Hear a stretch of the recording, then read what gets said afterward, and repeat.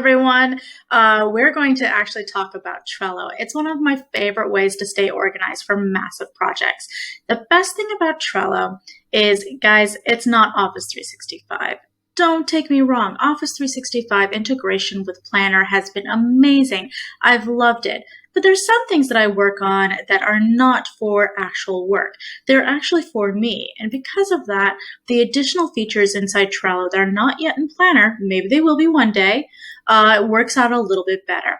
It does all the usual things that you expect from a planning type application. One of the best things of which is it does allow you to add members. For instance, a project we're looking at here, where I'm going to go through and build a steam trunk reverberation that is, hey guys, don't make fun of my little hobbies that I do on the side, but I'm going to work on this one with my dad, and I'm going to invite him in, and he and I are going to work on this together, and we'll use this to hold all of our research and all the information, what kind of tools we're going to need, etc.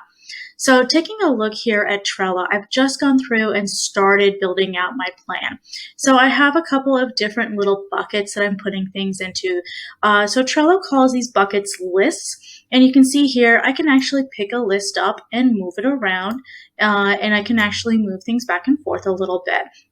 The other thing that we'll see inside list is cards. Each of these cards are also movable, and I can pick them up and add them into different lists. So when I come pick it up and move it around, it's really nice. One of the best things that I really like about this is I can do some color coding. As you can see here, I can add flags, so I can actually label it a high priority. I can do some other things as well. For instance, I can upload images. So here's my original conversation of when I picked out the new project that I'm working on. And I can give myself a due date, so I can check off that due date, bam, completed.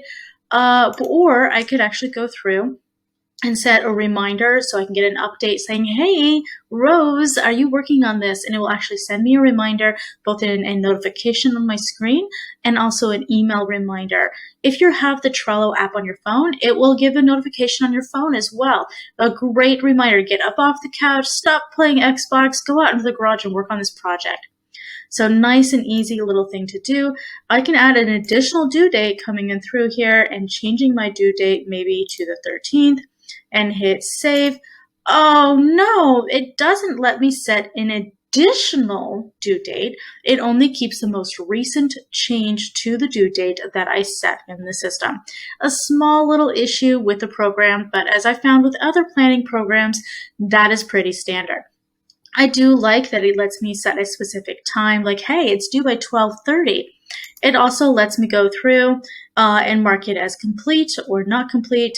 It does have an additional little what they call power up, where it will fold into my Microsoft Outlook or my Google Calendar as a nice little connection tool.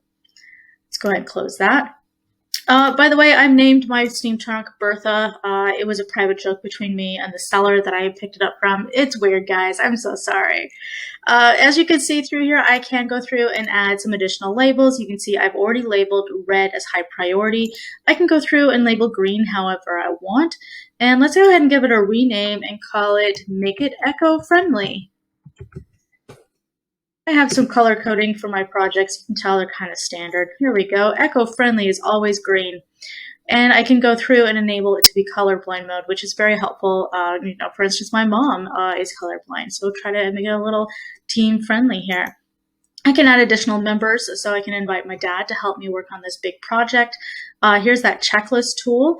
So I can add in a checklist and say, let's go through here and say, hey, I already have a checklist on this one. Let's delete this recent checklist and just add an additional item to this checklist. It looks like I need to add some better picks. And then it looks like I also need to reach out to seller, ask if they have missing lock piece. When I took a look at it, it was missing a lock piece. Let's ask the seller if they've seen that. And when I get done with that piece, I can actually just do a little check off, and I still can see what is there. So I can go back and tell it snooze, or I can go back and uncheck it if I need to. I can rearrange them to put one before the other.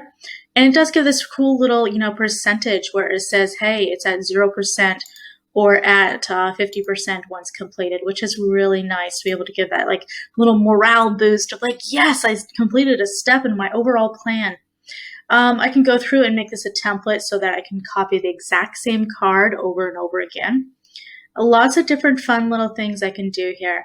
Let's go ahead and close this one and take a look at another one that's really kind of amazing. When I go in and take a look at this one, you can see I've added some links to some research I've been doing. I went out into the world and I did some research and I said, hey, let's how to do all these. You know what? And I actually took a video of when I did that research and I'm going to plug it right in. So let's watch that real quick.